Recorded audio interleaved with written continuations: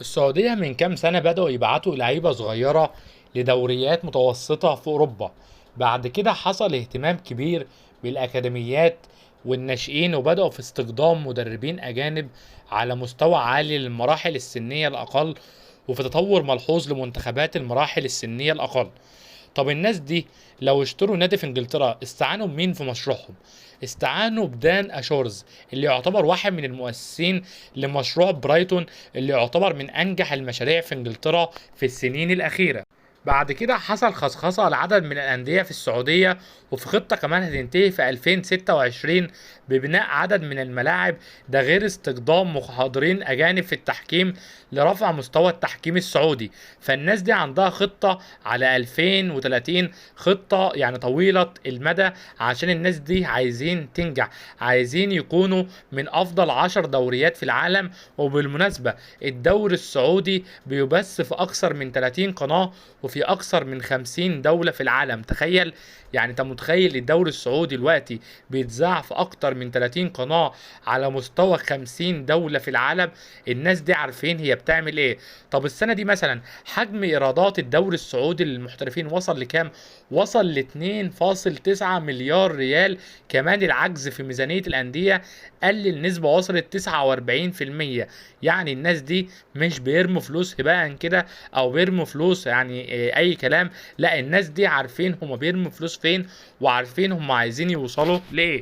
ففي خطة مدروسة، المشروع واضح، لأن الناس دي مش عبط. الناس دي مش هيرموا فلوس في الأرض كده. حتى الصفقات اللي خدت شو زي كريستيانو رونالدو أو بنزيما أو كانتي، الصفقة اللي لحد دلوقتي لسه ما كملتش، هدفها تسويقي بحت، سواء للرياضة أو السياحة أو دعاية لكأس العالم كمان. وتصريحات كريستيانو من كام يوم بتأكد ده، لما قال أنا سعيد في السعودية هو وأسرته، وبيتمنى أو بيفكر إن هو يستقر فيها. انت متخيل كريستيانو رونالدو اللي لعب في انجلترا ولعب في ايطاليا ولعب في اسبانيا واتنشأ في البرتغال؟ الراجل فعلا بيفكر ان هو يستقر في السعودية، يعني لما شاف فيها تقدم وازدهار.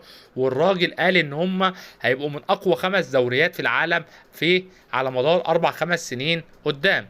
فانت ممكن تشوف الارقام اللي بتدفع حاليا خزعبليه، وهي فعلا ارقام خزعبليه، لكن عوائدها هتكون اكبر بكتير في المستقبل. هم فعلا بيخططوا انهم يرفعوا الارباح 4 أضعاف على 2030. يعني الناس دي فعلا بيشتغلوا صح. يعني انت لما تجيب كريستيانو رونالدو في نادي النصر، او تجيب كانتي في الاتحاد، او بنزيما تجيبه في الاتحاد، فانت متخيل كمية الرعاة اللي هترعى النوادي دي عشان خاطر عندهم نجوم كبيرة نفسهم او يتمنوا ان هم يعلنوا اعلانات للشركة بتاعتهم للراعي بتاعهم. فالناس دي فعلا بتفكر صح. مثال بسيط على كلامي ده، تركي آل الشيخ من 4 سنين اشترى نادي الميريا ب20 مليون يورو فقط، والفريق كان في الدرجة الثانية.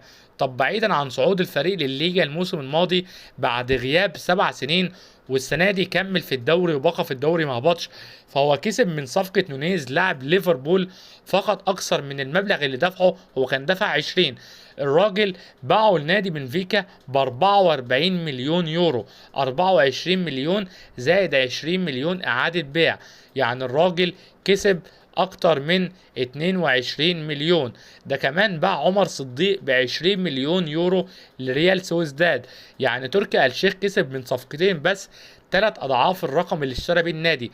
انت متخيل كمية الأرباح وكمية الفلوس اللي بتدخل للملاك السعوديين والبيزنس؟ الكورة يا جماعة بيزنس في كل دول العالم ما عدا للأسف في مصر. ده غير ان قيمة الميريا التسويقية حاليا ارتفعت ل 93 مليون يورو. وحصل طفرة في النادي على مستوى الإنشاءات وزيادة سعة ملعبهم، وكمان تم إنشاء أكاديمية جديدة خاصة بالنادي. يعني الناس دي بتشتري نادي عايزين يستثمروا فيه، عايزين يكسبوا فيه ملايين أو مليارات، عشان الناس دي فعلا بتفكر تفكير محترف، تفكير صح، تفكير سليم، مش اللي احنا بنفكر فيه دلوقتي وبنتخانق على مين يجيب مين والكلام ده. وعامة اللي متابع الدوري السعودي عارف جودته سواء على مستوى المنافسة، يعني شايفين لحد آخر ماتش النصر والاتحاد بينافسوا على الدوري، أو جودة البث وخلافه. ففي الأسف احنا عندنا عقدة الفشل، لأننا فشلة عايزين نشوف كل اللي حوالينا فشلة، رغم ان كل اللي حوالينا بيتقدموا واحنا بنرجع ملايين الأميال لورا، وهنفضل عايشين في الفشل ده ومش هنتقدم خطوة واحدة.